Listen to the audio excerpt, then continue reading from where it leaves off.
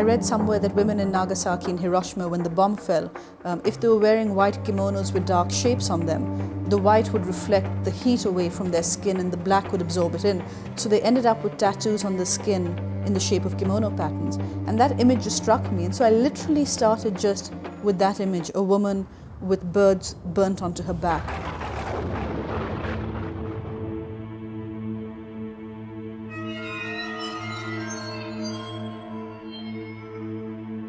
It's a novel that spans 60 years and about 5 countries, but it's really a novel of 2 families. And if we're going to be really crude about it, one is of the East and one is of the West. And the different members of the family keep meeting up at historically crucial moments. And it's about the interplay of the political world with their personal lives and how they sometimes survive it and sometimes don't.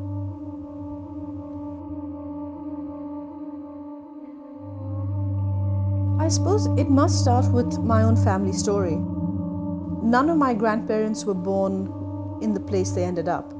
3 of my grandparents were born in India and then became Pakistani after partition. My 4th grandmother was born, 4th grandparent, my grandmother, was born in Berlin, then moved to Delhi and then to Pakistan. So I had this awareness growing up of people who move about.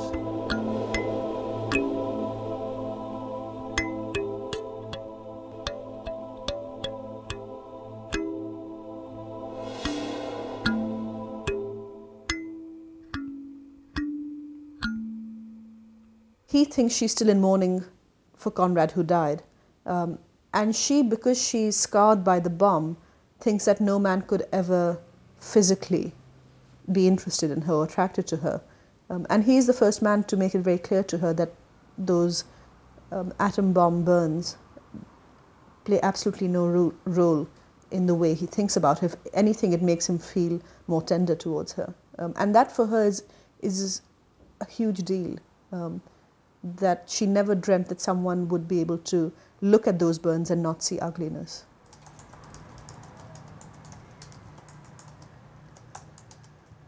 Largely, I didn't know what I was doing when I started.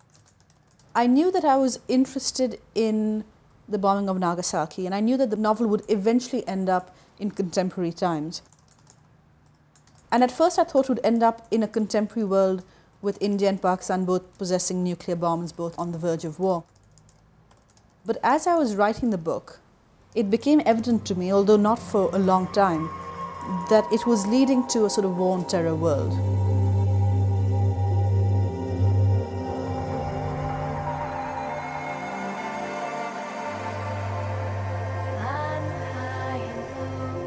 Reza's problem has to do with a meshing of his character and the place he's in.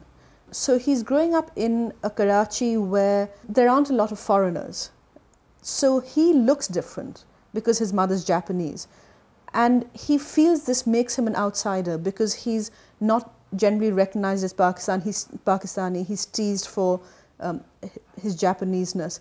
And that would probably have been okay, except there's a point in his life where he starts failing exams and he feels himself a failure. And this adds to his sense that his life isn't what it should be.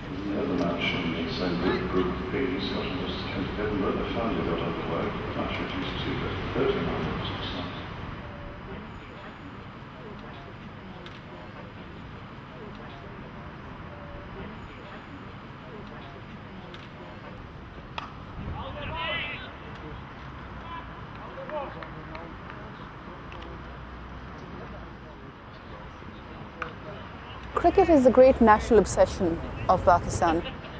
It's the one thing more than any other that binds the nation together, that we all have in common.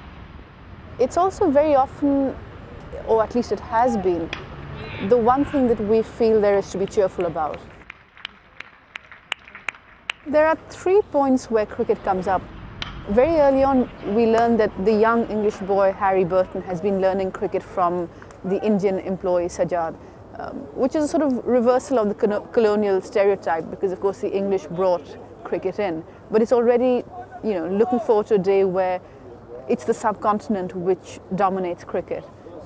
Later on you have Reza, a young boy, looking at the cricketers in his neighborhood and feeling he can't join them. He's failed his exams, he feels like an outsider. And that really is a symbol of exclusion if you feel you can't even join the cricket game. So cricket becomes a symbol of community. And much later in Afghanistan, you have a private military company and it's employing a lot of people from the subcontinent, and they all play cricket. And there's only one Westerner who'll play cricket with them, who's the Englishman turned American Harry Burton, and all the Americans are sort of out of it. So it becomes this racial divide as well between those who play cricket and those who don't. The most obvious threat to Pakistan right now is, of course, coming from the Taliban, who have taken over parts of the country. But really, the fact that there are people joining them, that they're achieving some measure of success, also really reflects back on the failure of governments over the years. That there is so much inequality, there's so much poverty, that there's a vacuum created and a need for something to believe in. And a lot of extremist groups are able to plug into that. So the biggest challenge really over the next few years will be for the government to bring society to a more even keel and to supply them with people with basic dignity by giving them just the barest things that human beings need to live a reasonable life.